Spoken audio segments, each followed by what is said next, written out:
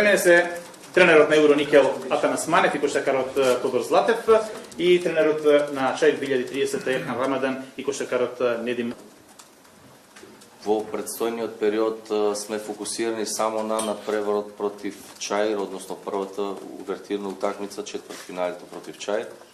Што се однесува за тој надпревар, можам да кажам дека имаме максимален респект кон противникот. Знаеме дека по однос на минатата, односно првиот надпревар кој што го одигравме таму со нив, имат претрпено некои играчки промени. Секако дека и тие и ние имаме своја математика и мислам дека на нас останува во предстојните 3-4 дена да се спремиме најдобро што можеме и да се представиме најдобро светло.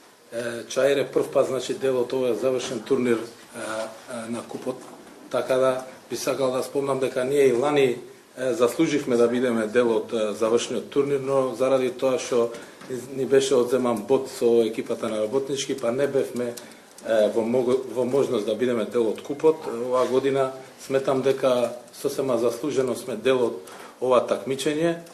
Како што каже и тренерот на Евроникел, значи ние као Чаир имаме респект кон Евроникел, бидејќи единствената екипа која што не победи нас у Чаир е Евроникел, така да и ние сме максимално спремни, знаеме кај сме грешеле и така да се спремаме максимално за утакмицата што ќе изиграме против нив.